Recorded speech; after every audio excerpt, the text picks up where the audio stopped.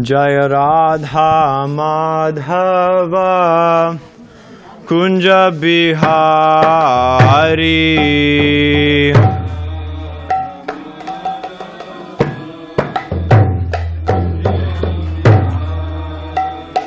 Jaya Radha Madhava Kunja Bihari.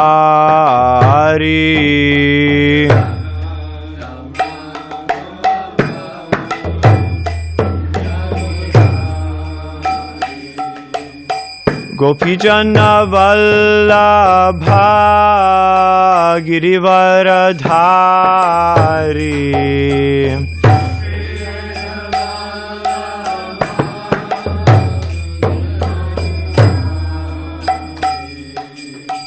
Gopijana Vallabha Girivaradhari.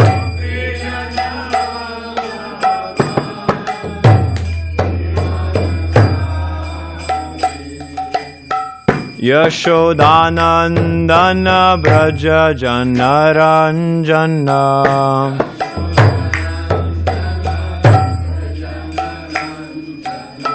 Yashodanandana Braja Janaranjana.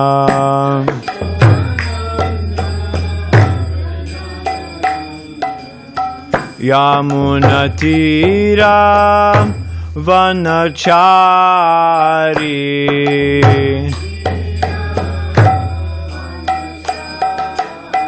Yamunatira Vanachari.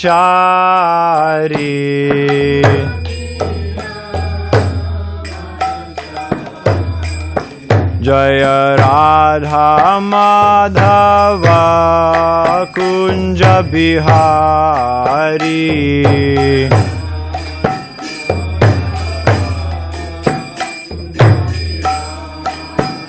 Jaya Radha Madhava Kunja Bihari.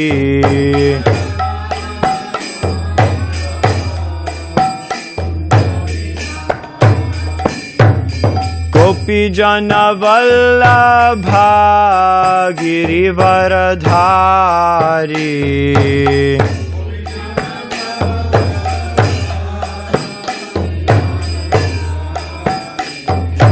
Gopijana Vallabha Girivaradhari.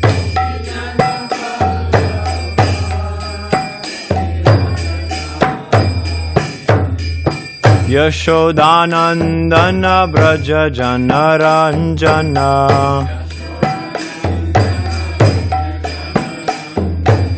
Yashodanandana Braja Janaranjana.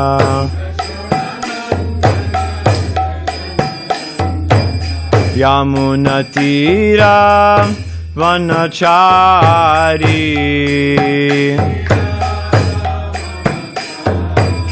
Yamunatira Vanachari.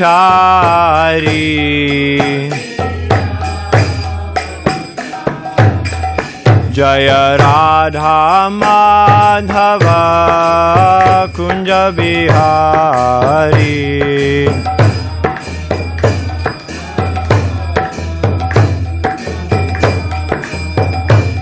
Jaya Radha Madhava Kunja Bihari.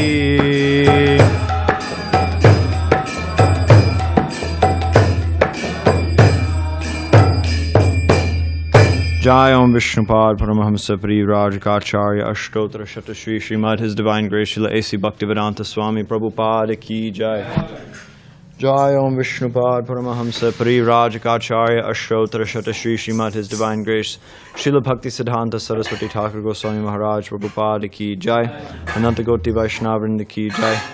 Samaveta Bhaktivrinda Ki Jai. All glories to the assembled devotees. Hare Krishna. All glories to the assembled devotees. Hare Krishna. All glories to the assembled devotees. Hare Krishna. All glories to Shri Shri Guru and Shri Gauranga. All glories to Srila Prabhupada.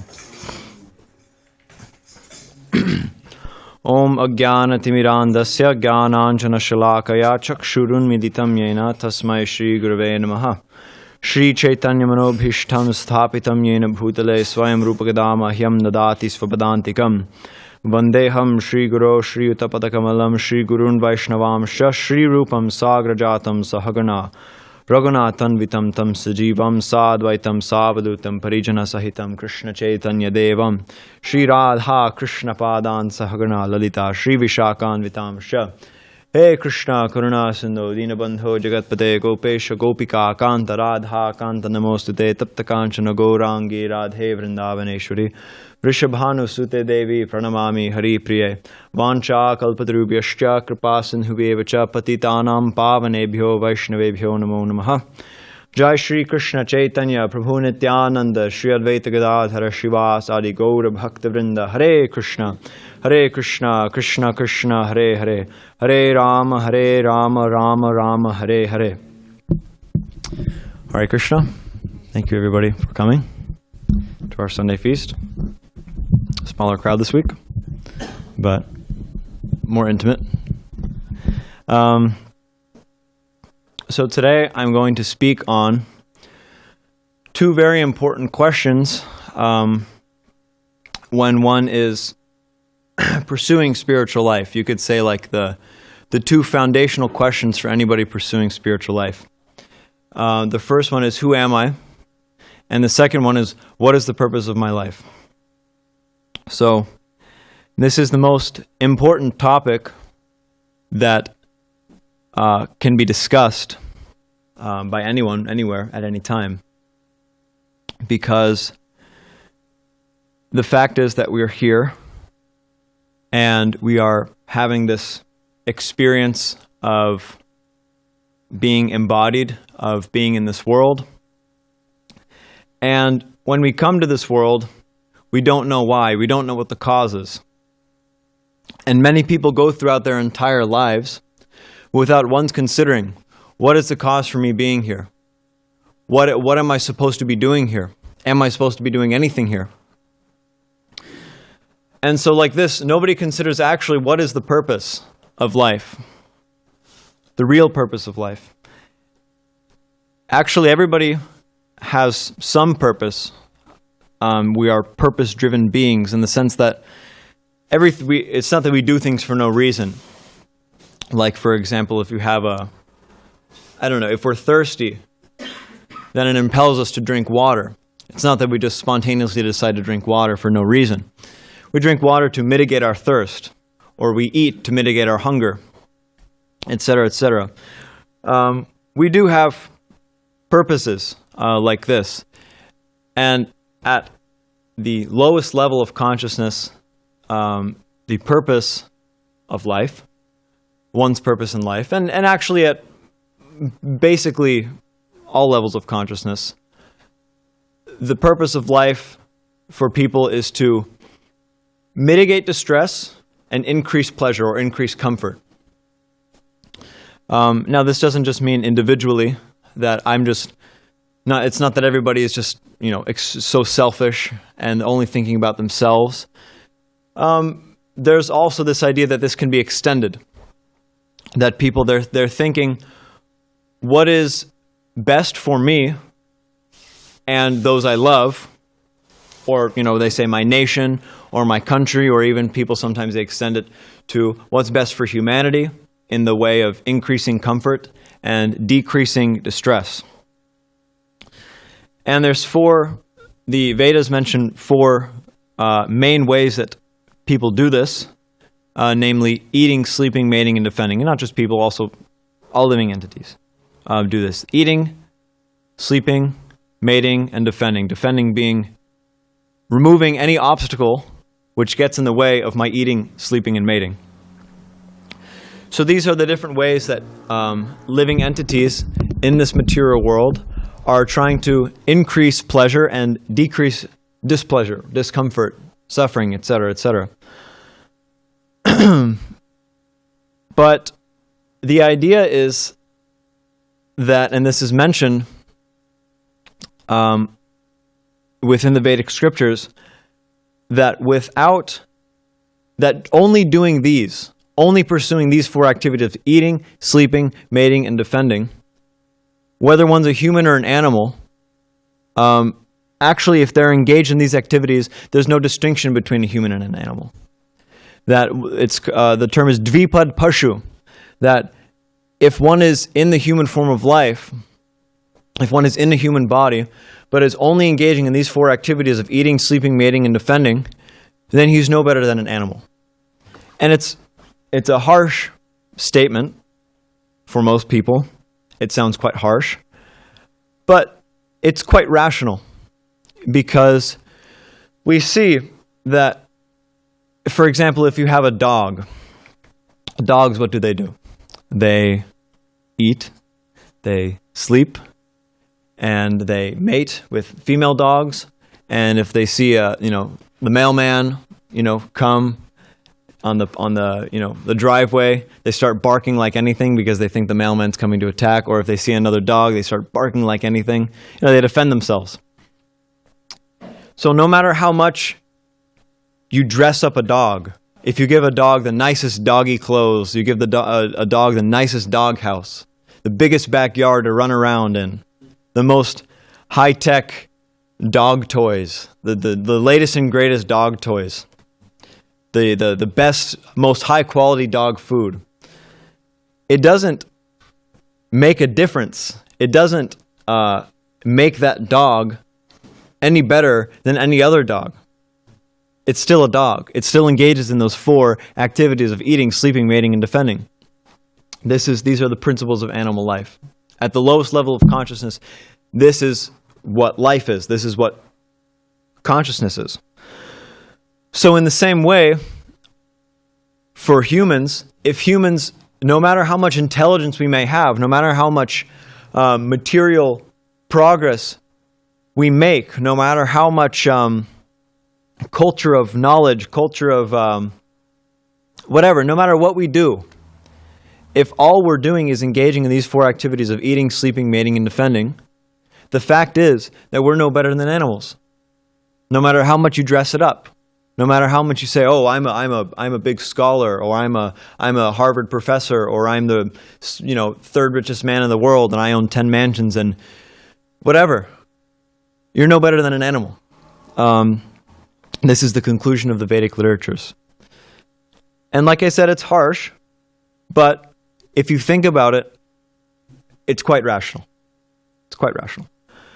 So what differentiates, according to the Vedic view, what differentiates humans from animals is one aspect, which is called dharma.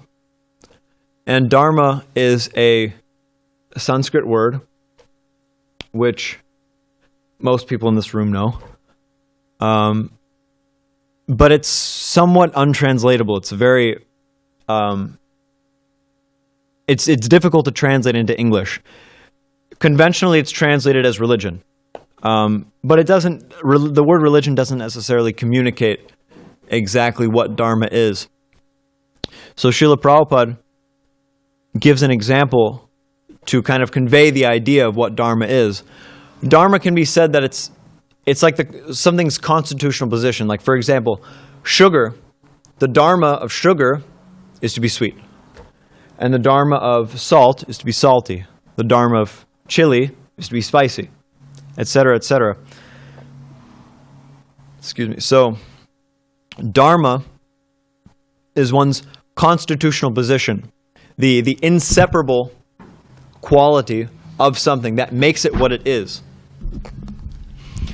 So, the human form of life is distinguished from animal life because we have the intelligence to understand what is dharma, to understand who we really are.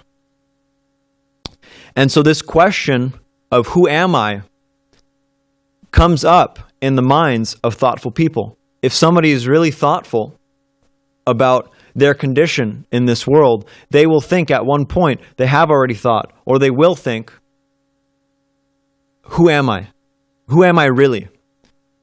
Because, we have names, we have, our profession, we have our personalities, our likes, our dislikes, etc., etc.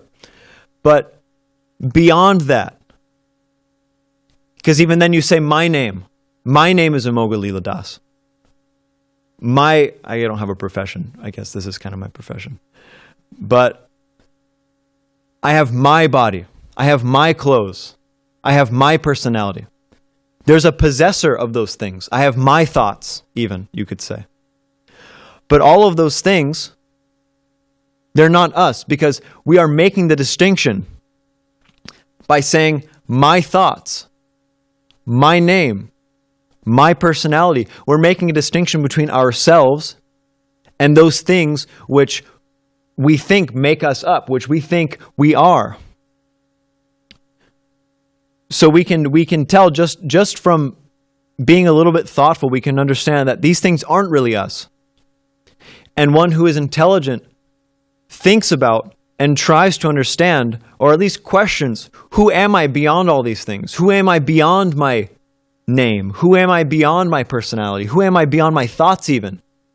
Who is that witness within who is witnessing these thoughts? Who is that witness within who is witnessing all of these experiences? The Vedas describe the seer of sight and the hearer of sound. Or the seer of seeing and who is the hearing? Who is the hearer of the hearing? Anyway, but so an intelligent person will ask these questions because he understands that I am separate from these things. So the first step of understanding who one is understanding what one is not.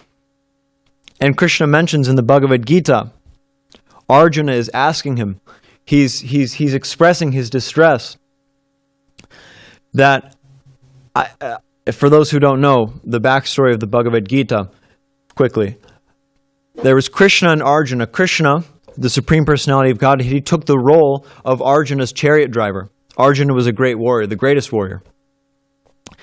And there was a war which broke out. This is a long backstory, but there was a war which broke out within Arjuna's family. So half of his family was on one side, half of his family was on the other side.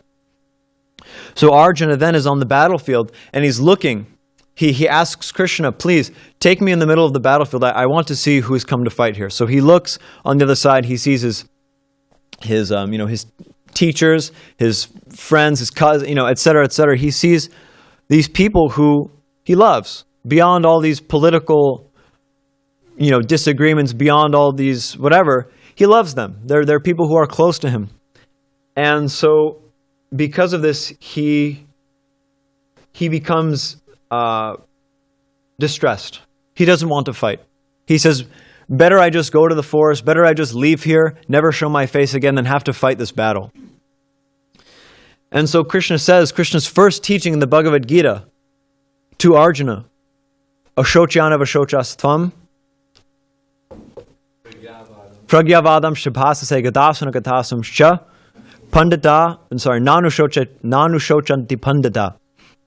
That, my dear Arjuna, you are lamenting for something which is not worthy of grief. Because those who are intelligent, they lament neither for the living nor the dead. Krishna is saying, you're thinking about all these people in relation to you, that, oh, this is my grandfather, this is my teacher, this is my family members. But actually they're not. They're not your family members. These are just spirit souls in bodies who happen to be related to you in this one life. So give up your lamentation. And Krishna goes on to say, Dehinosmin yatha dehe kaumaram yavanam jara tatha dehantara praptir dhirastatram namuhyati.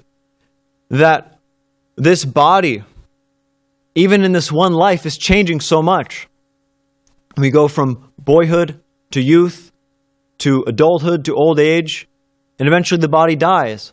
But through all of those changes, just even in this one life, we can understand that there's a witness to those changes. We are the same person within. When I was 5 years old, I was I remember being 5 years old. That was me. I know it was. But the body is completely different now. I'm however, whatever, twice as tall, my voice is much deeper, etc., etc. So the body is completely different, but the witness of those changes, the identity within, the soul within, is the same. So just from this basic thought exercise, one can understand that he is separate from his body. We can understand that we are not this body. And if we identify with this body, there's so many problems which come up. There's so many problems which are created that are unnecessary, actually. And we see this practically. An example is like if you have a car. Imagine you're driving a car. You're not the car. You're the driver within the car. But if you're identifying yourself with this car and you're driving on a bumpy road, so many rocks, there's rocks flying up, maybe a rock cracks the windshield or something like that. You feel the pain. You think, ooh, somebody who really is attached or really identifies with their car, whenever it gets a little scratch, whenever it hits a little bump, just a little too hard, they go, ooh. They feel it. But the pain is not theirs. It's not their pain. There's no reason. It's a car. It's a big hunk of metal machinery that has nothing to do with the driver within.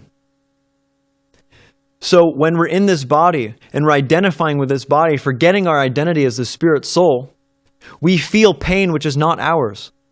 The pain of the body is not ours. And so this whole society we see now, there's so many problems because people are identifying themselves with their bodies. They're thinking, I am such and such leader of such country. I am such and such leader of such country. I'm a very rich man. I'm a businessman, or I'm a doctor, or I'm a whatever. People think so many things. And so because people are thinking, I'm Russian, I'm American, I'm Indian, I'm Mexican, whatever it is, they're identifying with these things that have nothing to do with them. The spirit soul is not Russian. The spirit soul is not American. The spirit soul is not Indian. The spirit soul is not Mexican. The spirit soul is pure spirit soul. But because the spirit soul is within a body, forgetting its identity as the spirit soul, it becomes absorbed in these different identities, these upadhis, these false designations. And as a result, we see people are pinned against each other. Like now, okay, we don't have to get into it, but now there's a war in Russia and Ukraine. The Russians are thinking, oh, I'm Russian. And the Ukrainians are thinking, oh, I'm Ukrainian. And on that basis, the Russians think, oh, well, this is my land. The Ukrainians think, oh, no, well, this is my land. But it's all bodily. It's all a bodily affair. There's nothing spiritual about it. And because people are identifying with these false designations, there's so much violence. And not just this war, there's so many wars that have gone on and that will go on because people are identifying with their bodies. And we see now in this society, it's being pushed. Children are made to feel insecure that you have to, not just children, but everybody. But I'm thinking specifically children because, anyway, we see billboards. We get advertisements on our computer. We get advertisements on our phone. At every step, they're saying, hey, you're probably unhappy because you don't have this. Or you don't have that. Or you don't have this. Or look how pretty this person is. Or look how rich this person is. So this whole society is just pushing this bodily consciousness. But there's another example that it's like there's a bird in a cage. If you can clean the cage as much as you want, you can make it nice, bright, shiny. You can buy a really nice cage, 24 karat gold cage, polish it, make it really shiny. Make it really, really nice cage. You can buy all different little trinkets for the bird to play with on the inside. You can buy the best bird food. But I guess, okay, bird food I guess doesn't work with the analogy. But if you don't feed the bird, the bird's going to die. What's the point of having such a nice cage? What's the point of having such nice bird trinkets if you don't feed the bird? So like this, if we don't inquire, if we don't try to understand what is the nature What is my nature beyond all of my designations, my name, my personality, my profession, my status in society? How can we expect to be happy? People are looking for eternal happiness. Everybody's looking for eternal happiness. Raise your hand if you want temporary happiness. Who's looking for temporary happiness? Nobody. Nobody's looking for temporary happiness. People may fool themselves. They come up with all such phrases like, oh, well, you got to take the good with the bad, or every cloud has a silver lining, or, you just roll with the punch, whatever. So many things they come up with. As if to say, oh, well, yeah, there's suffering in this world, but, you just kind of ignore it, and you just take the happiness. But that's not practical. Who's actually doing that? People may say over and over again, oh, well, I'll just take the good, leave the bad. But then you see they're put into situations and they suffer. Everybody's suffering. And so this is just a fact of life, that everybody's looking for eternal happiness, but we're looking for it in all the wrong places. We're looking for it in this world, which is temporary. Krishna says in Bhagavad Gita, dukkālayam ashashvatam, that it's temporary and it's full of misery. But people are accepting it as eternal. People are accepting this temporary condition as if it's something permanent. So how can they expect to be happy? So the question one needs to ask is this really all there is? Are we really meant to just be born, live a little, suffer, feel some pleasure, and then just get old and die? Is that really what we're meant for? Are we really meant for such a mediocre existence? Because really it is mediocre. It's not so impressive to make so much money. It's not so impressive to make your body very beautiful. It's not so impressive that you're so materially intelligent. It's not impressive. Who's impressed? There were so many rich people. There were so many very intelligent people. There were so many very beautiful people. But where are they now? Their bodies are dead and gone. And within 5 years, nobody remembers. They forget. So this is the destination of this material body. It's destined to become dust, to become whatever, nothing. So we have to seriously consider, is this what we're really meant for? Are we meant to just live a kind of carefree life and then just go and be forgotten? Is this what we really want? Somebody may say, oh, well, I don't see anything else. May as well just enjoy, because what else is there to do? But with our material senses, people say, oh, well, I'm into science. And of course, we're not totally against science, but we're into good science. But people say, oh, I'm into science. So, science says life is all chemicals, and all of our thoughts, our emotions, etc. It's all just transformations of chemicals, and doesn't really mean anything anyway, so may as well just enjoy. But this is a most foolish proposition. It's like somebody theorizing. I have a theory that the only force which exists in this entire universe is velocity. And the only reliable scientific tool is a speedometer. And so therefore I'm going to take my speedometer all over the world, and I'm going to prove that there is only velocity in this world. So then this fool travels all over the world with his speedometer, and he measures the speed of different things, and he says, yes, I've confirmed it. There's only velocity in this world. But this is so foolish, because if you gave him, for example, a thermometer, he could see that there's also temperature. If you gave him a measuring tape, he could see there's also length. That's, so many things. If we don't have the right tools for the job, how can we expect to find what we're looking for? if we're just seeing with our material senses, if we're just trying to understand everything empirically with our material intelligence, with our material senses, of course we'll only find things which are material, because that's all we can perceive. Just like if you only have a speedometer, the only thing you can perceive is velocity. So there is, as confirmed by the Vedic literatures, an eternal spiritual reality which we are a part of, which is our constitutional position, which is where we belong. There is an eternal, blissful, spiritual reality of which we are a part.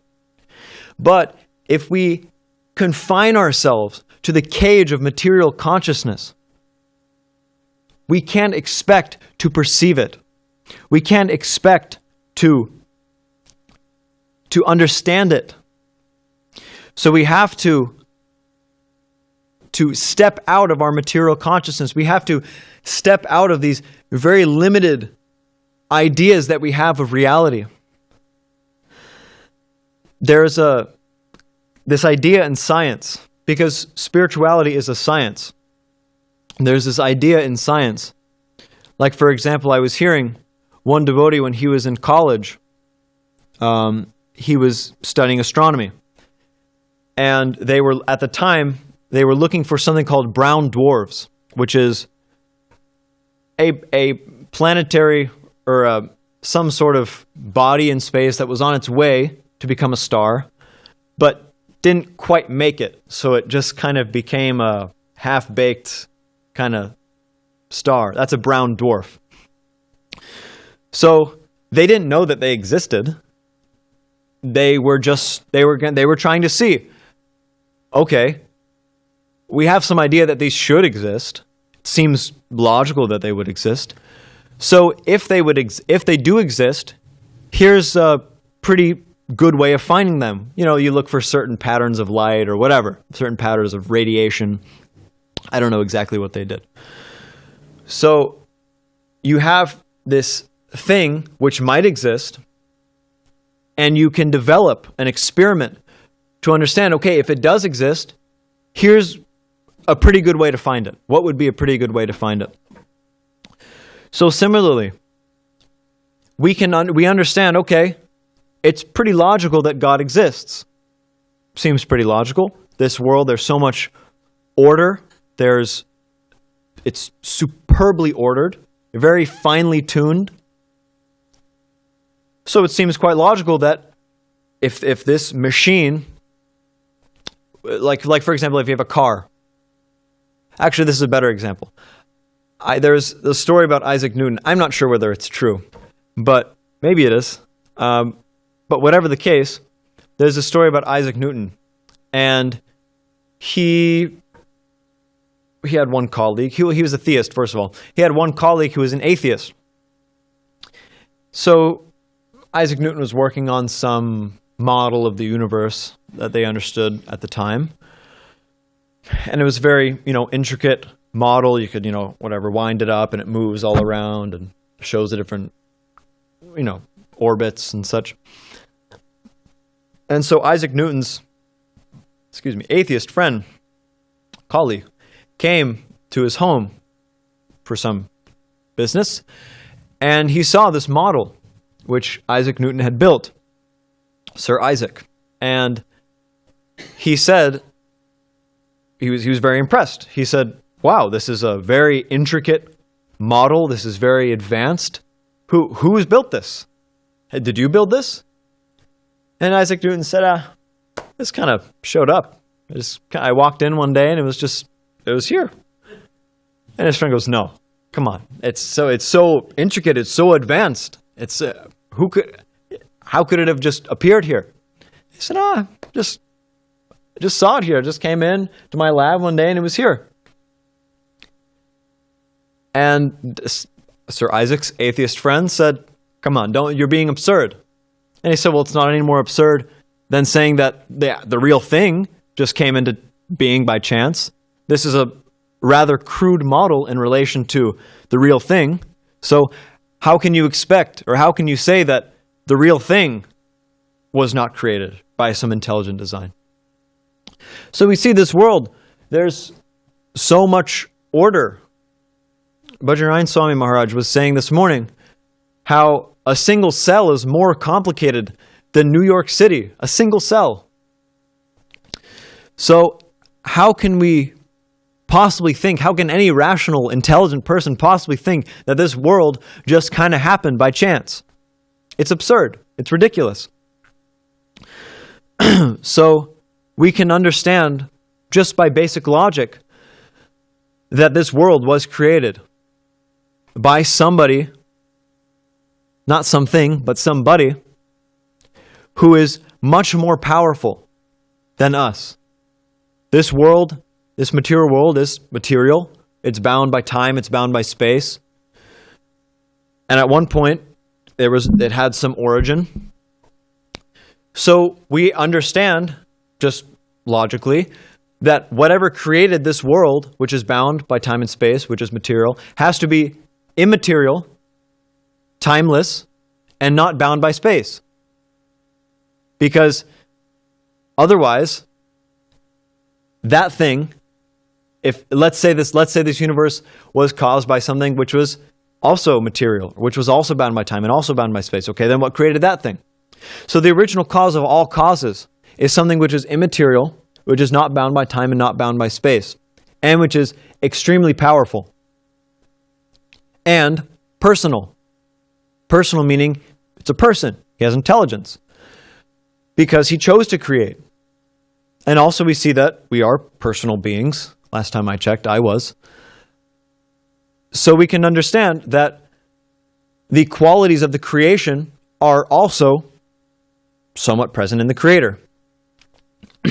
So if we want to find God, a good experiment that we can make to find God, we can do the same thing. Like, for example, if there's somebody going for a job interview. If you're going for a job interview, you're going and you're going to meet with some CEO of some company or whoever. They're much more powerful than you. There's 50 other people lined up for this position, and you're not particularly qualified. This CEO person of this company, they don't need you. So what do? You start Googling how to ace a job interview. You know, they say smile, keep your back straight, and don't say and just be prepared. The idea is that you want to please this person. In order for them to accept you, you have to win their favor. So the same thing, we can experiment with Krishna, with God, if we want to confirm if God exists, if we want to have some relationship, some experience of God. Why not try pleasing Him? It seems quite logical. He's much more powerful than us. We can't confine Him to some controlled experiment. We can't empirically understand Him. Best thing we can do is try to please Him. And the foremost way to please God, as mentioned in the Vedic literatures, is this chanting of Hare Krishna, Krishna Krishna, Hare Hare, Hare Rama, Rama Rama, Hare Hare.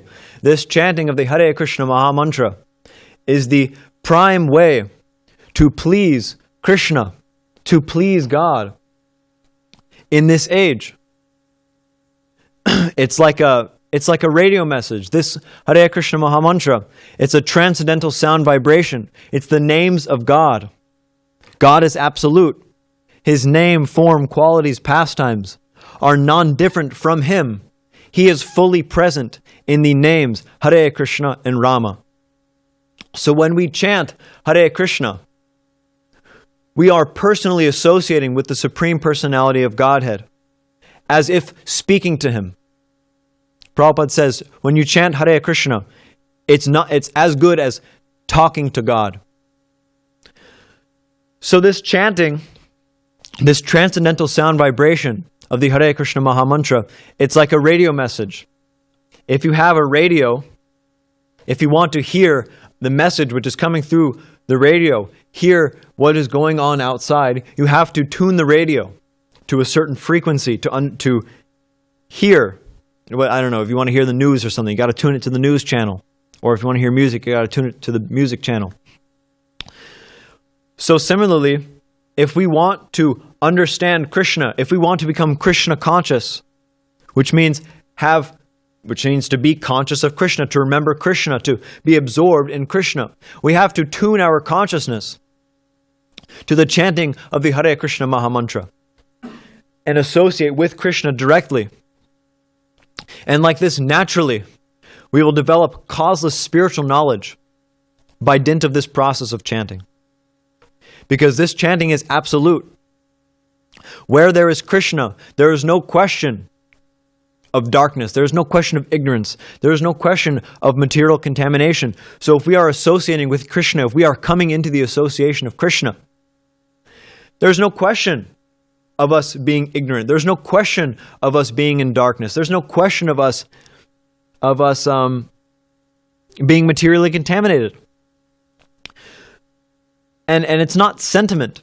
This is not some sentimental thing where we just dance and chant and we're just having a good time. This is the real thing. This is mentioned in all of the authoritative scriptures. All of the authoritative Vedic literatures are pointing to the chanting of Hare Krishna. The Srimad Bhagavatam, the ripened fruit of all of the Vedic literatures, says kṛṣṇa-varṇaṁ tviṣākṛṣṇaṁ saṅgopāṅgāstra-pārṣadam yajñaiḥ saṅkīrtana-prāyair yajanti su-medhasaḥ. That one who has su-medhasaḥ, which means good intelligence, engages in this process of saṅkīrtana-yajña. Saṅkīrtana-yajña means the sacrifice of chanting the holy names of Krishna, the Hare Krishna Mahamantra. And it's a sacrifice. In previous ages, people performed elaborate sacrifices. For example, in Satya Yuga, the Vedic idea of time, as I'm sure most of you in this room know, the Vedic conception of time is that it's cyclical. And there's 4 stages. There's Satya Yuga, Treta Yuga, Dwapara Yuga, and Kali Yuga. In Satya Yuga, people lived for a very long time. They were very peaceful. And so the process of self-realization for that age was contemplative meditation. They sit, control the breath, meditate on the supersoul within the heart. The process for Treta Yuga was elaborate fire sacrifices, which require so many qualified brahmanas, which requires so much ghee for offering oblations into the fire, such a large quantity of grains for offering oblations into the fire. We don't have the resources for that. We don't have we can have, little ghee, some impure ghee. We can have some barley from sprouts. And we can get, there's not brahmanas today like there was brahmanas back then. It's not the same. They don't have the same power. And then in Dwapara Yuga, elaborate deity worship, beautiful deities. Here we don't have that. Yeah, we do have that. We do have beautiful deities. Yeah, but I'm thinking specifically worshiping them with real diamonds, rubies, sapphires, emeralds, etc., real, everything real, gold, very, very, very opulent. What facility do we have for that? None, practically. So in this Kali Yuga, our intelligence, our practice of austerity, everything in Kali Yuga is just kind of, It's our facility for engaging in spiritual practice is not so much. But Lord Chaitanya, the Supreme Personality of Godhead, Krishna Himself, has come 500 years ago. Kṛṣṇa-varṇaṁ tviṣākṛṣṇaṁ saṅgopāṅgāstra-pārṣadam, along with all of His associates.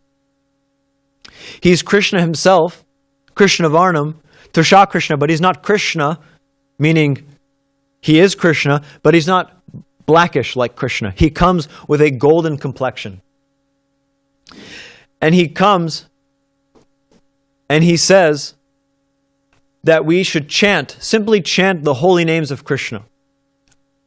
24/7, prayerfully, with love and devotion. And by this simple process of self-realization, we can attain the highest goal, which is not available to those who practice austerity for thousands of years. This Hare Krishna Maha Mantra is like a desire-fulfilling gem, a wish-fulfilling gem, which has been freely given to the most unqualified people. I remember we were just yesterday, we had a Harinam party, Harinam Saṅkīrtana party, we were chanting, walking around Pacific Beach. And there were these kids, these kids on, it was like a little, whatever, bike gang, 14-year-old kids or something like that, young kids. And, there was one devotee leading the kirtan. They threw water on him, and they were yelling at us, "Shut up!" And, they were cursing at us, and they even, kind of ran up to us, threatening us. The most unfortunate people, for no reason. What's the reason? Well, they could just go, if they don't want to hear it, they could just walk away. They're just envious for no reason. Hateful, spiteful for no reason. So the most unfortunate people, just think the most unfortunate people, the most miserly, hateful, spiteful, unfortunate people. But still, Krishna allows them to come within his association in his form as Lord Chaitanya, in the form of the holy name. They hear the holy name and they receive the ultimate benefit, the highest benediction that one can receive in this entire creation. Amazing. Absolutely amazing. There's one pastime in the Chaitanya Charitamrita, a very famous pastime, this pastime of Jagai and Madhai. Jagai and Madhai they were born in Brahmana families, but somehow or other they became polluted. And they were so sinful,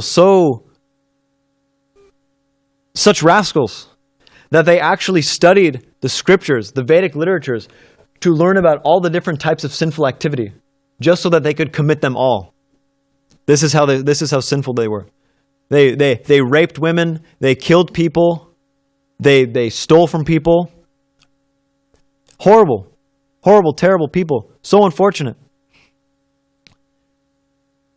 But Lord Nityananda, the Supreme Personality of Godhead, he said, "Let us deliver them. Let us deliver them from their sinful condition." And he went with Haridas Thakur. And he went and he said, "Bolo Krishna, bhajo Krishna, koro Krishna shika." Chant Hare Krishna. Worship Krishna and follow Krishna's instructions. And what was their reaction? They said, "Oh, get out of here." And they chased them away. And next time, Lord Nityananda approached them. Was it Jagai or Madhai that threw the pot? I don't remember. But one of them threw, it was Madhai? Yeah, Madhai. He threw a shard of a clay pot at Lord Nityananda's head, drew blood, the Supreme Personality of Godhead himself. Of course, this is all a pastime. Lord Nityananda is not obliged to feel the pains of those who attack him. But still, so offensive that he tried to kill the Supreme Personality of Godhead himself. But still, Lord Nityananda, when Lord Chaitanya came to strike Madhai down with his Sudarshan Chakra, Lord Nityananda prayed, "Lord Chaitanya, this is not why you descended in this Kali Yuga. You did not descend to kill the demons. You are the most merciful incarnation of Krishna. Your business, the way that you kill demons when you come to this world as Lord Chaitanya is by delivering them. You kill their demoniac propensities and you awaken their original love for you within their hearts." So, the most unfortunate people, and then of course, Lord Chaitanya delivered them. And actually they became pure devotees. And actually you can go, their samadhi is in Vrindavan. and their worship there. They were so sinful. But they became pure devotees of Krishna just by Lord Chaitanya's grace. Just by Lord Chaitanya's mercy. They became pure devotees of Krishna. So this chanting of Hare Krishna, Kali Kale Namo Rupe Krishna Avatar. This Hare Krishna Maha Mantra is an avatar of Krishna. Krishna himself has descended in his most merciful form. The easiest way to become self-realized. You don't have to sit there and control your breath for long periods of time. You don't have to engage in so many austerities. Like Hiranyakashipu, he was standing on his toes with his arms up, with his head up like this for so long. You don't have to do any of that. Just come to the temple, chant Hare Krishna, hear Bhagavad Gita, hear Srimad Bhagavatam, hear Krishna Katha, take kṛṣṇa-varṇaṁ. And in this way, you will attain the goal of life, naturally. This is Krishna's mercy. So this chanting of Hare Krishna is acknowledging I need help. And that's a fact. We all need help. In this Kali Yuga, Mandasa Mandamatayo, Mandabhagya Hupadrita, we are unfortunate, spiritually lazy, not so intelligent, short-lived. What qualification do we have to approach the Supreme Personality of Godhead in this condition? We have zero qualification. But Krishna has descended as his holy name just to give us mercy, just to give us a chance, our only chance. Hare Nama, Hare Nama, Hare Nama, Aiva Kevalam, Kalo Nasteva, Nasteva, Nasteva Gatiranyata. This is our only chance. There's nothing else in all the three worlds which could possibly give us anything even close to what the holy name is giving us. Krishna Prema. So we have to be serious about our lives.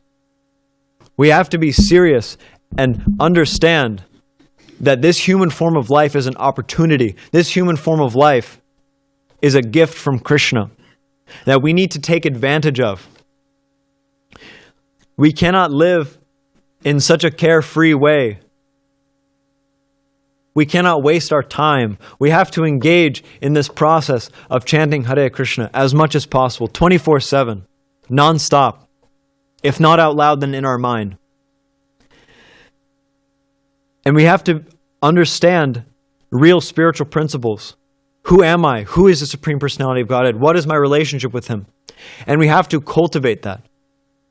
We have to seriously make an effort to cultivate that relationship with Krishna. Otherwise, what is our destination? Birth, death, birth, death, birth, death, birth, death, over and over and over and over and over and over and over again. And what to speak of old age and disease, the threefold miseries. What kind of future is that? Our birthright is to be pure devotees of Krishna. Our birthright is to be fully spiritually realized. What kind of future? What an unfortunate, what a waste, what a shame if we don't use this human form of life. This one human form of life. Just this one lifetime. Give it to Krishna. Otherwise, what are we doing? And so Prabhupada, he did it. Not just Prabhupada. Our whole Guru Parampara, Bhakti Siddhanta Saraswati Thakur, Bhaktivinoda Thakur, Gorkishore Das Babaji, Jagannath Das Babaji, the 6 Goswamis, all the devotees in our parampara, so many, they've done it. People today are doing it. Being a pure devotee is not out of our league. Being a pure devotee is not just some distant idea. Being a pure devotee, actually, we don't have to become a pure devotee. We are pure devotees. This Krishna consciousness is a process of removing these false designations, removing all the dust, the dirt from our heart, and awakening our original consciousness. This is, Prabhupada would say, this is not an artificial imposition on the mind. This is reality. We are pure devotees of Krishna, but we have to come to that platform. We have to remove all of these anarthas, all of these upadhis, all these false designations, and act in that position. And so Prabhupada has left us so many books, so many instructions within those books to guide us out of this material existence. Prabhupada said, my books will be the law books for the next 10,000 years. And that's a fact. Because Prabhupada's books have everything that we need to go back to Godhead. The full science of God, given from the lips of a pure devotee, specifically to deliver the fallen conditioned souls of this Kali Yuga. This is what Prabhupada has given us in his books. And Prabhupada wanted them distributed all over the world. He wanted us to flood this world with his books so that everybody could take benefit. Everybody could get benefit from this Brihat Mridanga. One Mridanga you can hear from, maybe a few blocks away. But a book's message can be heard for thousands of miles around. So, Srila Prabhupada's books are non-different from Krishna. Srila Prabhupada's books are non-different from him. Srila Prabhupada is within his books. So when we read Prabhupada's books, as we should, we are directly associating with Prabhupada. We are directly associating with Krishna. We are directly associating with Lord Chaitanya. We are directly associating with Shukadeva Goswami. We are directly associating with the six Goswamis, Bhaktivinoda Thakur, Bhaktisiddhanta Saraswati Thakur. We are directly associating with all of these personalities. Just imagine. I was reading in this book by one devotee, I'm forgetting their name now, called Babaji Maharaj. It's a biography of Gaur Kishore Das Babaji and a biography of Jagannath Das Babaji. But it described how Bhaktisiddhanta Saraswati Thakur, Gaur Kishore Das Babaji, Bhaktivinoda Thakur, and Jagannath Das Babaji would meet. They would all meet at Svananda Sukhada Kunj, where Bhaktivinoda Thakur lived. And they would have kirtan together. Just imagine, 4 pure devotees, pure devotees, capital P, pure devotees, who all gathering together, performing kirtan, chanting the holy names. We can't imagine what kind of atmosphere that would be. We can't imagine the potency. But just imagine reading Prabhupada's books. Not only is Bhaktisiddhanta Saraswati Thakur present, Gaur Kishore Das Babaji, Bhaktivinoda Thakur, Jagannath Das Babaji, but Krishna himself is there. Srila Prabhupada also is there. Lord Chaitanya is there. Lord Nityananda is there. The Panchatattva is there. Vishwanath Chakravarti Thakur, Sridhar Swami, the 6 Goswamis. All of these amazing personalities are there. So when we read Prabhupada's books, we're actually associating with all these personalities directly, as if they're sitting right next to us, speaking Krishna Katha. So, there's a phrase, take life by the horns. And take life by the horns, the real meaning of that statement is to be serious about this human form of life, dedicated to Krishna, dedicated to the process of chanting the holy names, and go back to Godhead. So I'll stop there and we can have questions, answers. Maharaj. I have a quick question. Earlier on, you mentioned that how can everything come from nothing? How can everything be by chance? Everything has a cause. Well, we seem to have a parade going on. What's the cause of Krishna? And then you can say, well, Krishna has no cause. He's the cause. That's his status. He's the cause of all causes, but has no cause. Well, why can't you say that about the material nature? If the material nature, if Krishna always was, he doesn't have a cause, he doesn't have a source, he always was, well, fine, let's just ratchet it back. Material nature always was. It's going on by the basic laws of physics, interaction, cause and effect.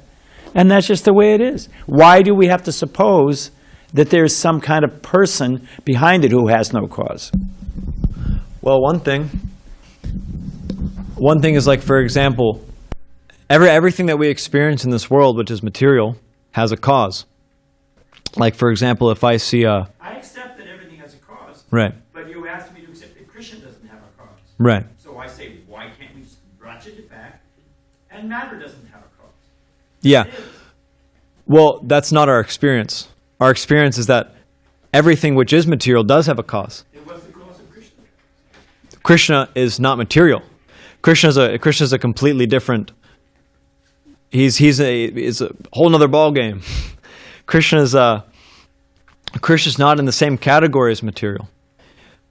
He is not bound by time. He's not bound by space. Everything which is material is bound by time. It's bound by space. Has a beginning, has an end. We see. It's also bound by space. Can't, really expand at will or whatever. But Krishna, in the spiritual world, we hear how Krishna, in his abode, he, like for example, in the rasa dance, Krishna expanded himself to dance with all of the gopis. All of the gopis thought Krishna's dancing only with me. But Krishna was there. He expanded himself to however many gopis were there. So Krishna is not material. He's completely spiritual. And he's the controller of both the material and spiritual energies, so he can do anything he wants with them.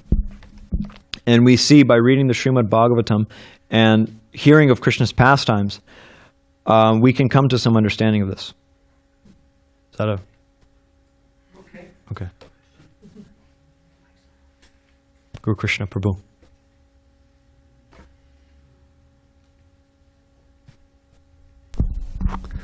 In the beginning of your class, you were saying that some rich people may be very rich, but if they're just eating, sleeping, mating, and defending, they're no better than an animal or a dog. What about the man who does charity? We don't see any animals doing charity. Isn't he better than an animal if he's doing some charity?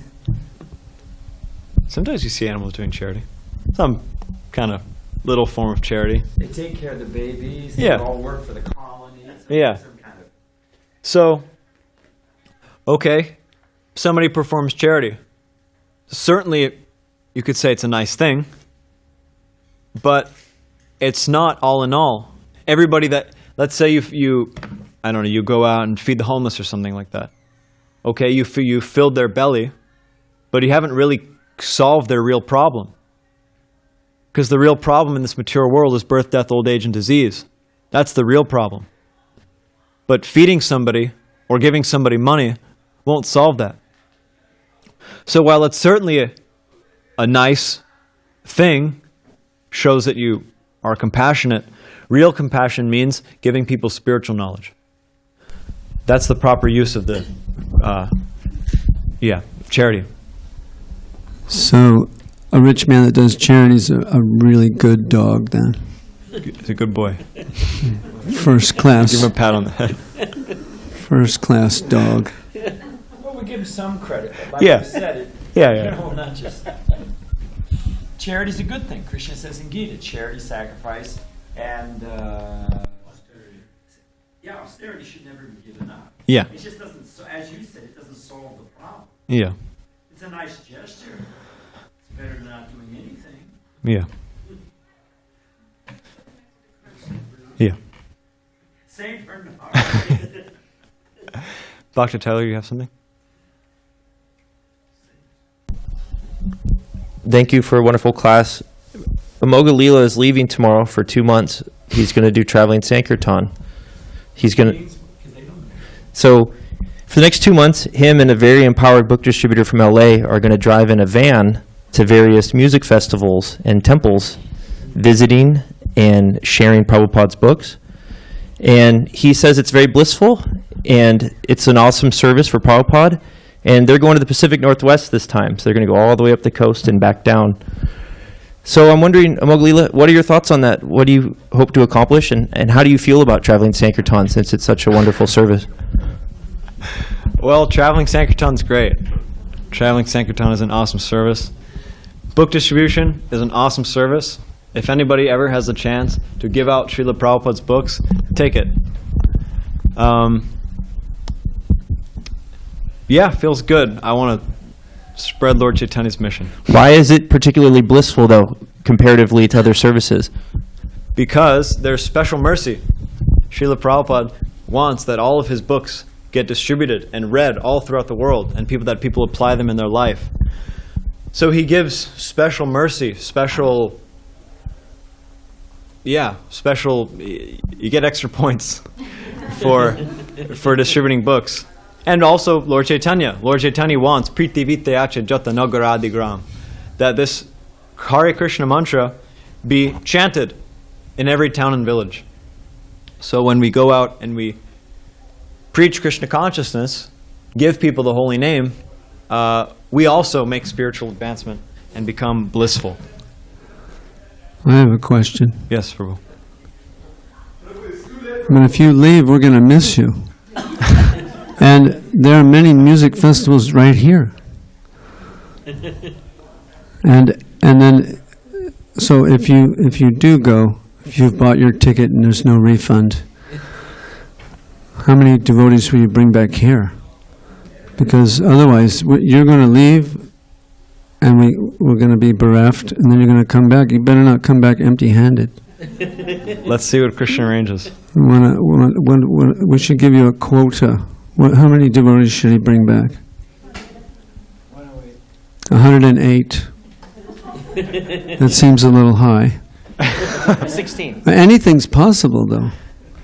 But let's be practical. At least 3. You should bring back at least 3 men. With your blessings, Prabhu. Let's all bless him with Maha Mantra. Hare Krishna, Krishna Krishna, Hare Hare, Hare Rama, Rama Rama, Hare Hare.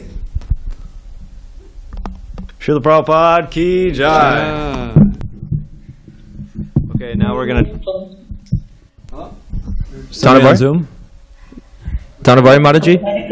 Hare Krishna, yeah, excellent class, Prabhu. Very, very powerful class. Thank you, and I want to pray for you that you bring devotees back and do your best. Jai. Haribol. Thank you. Hare Krishna. Thank you, Haribol. Mataji.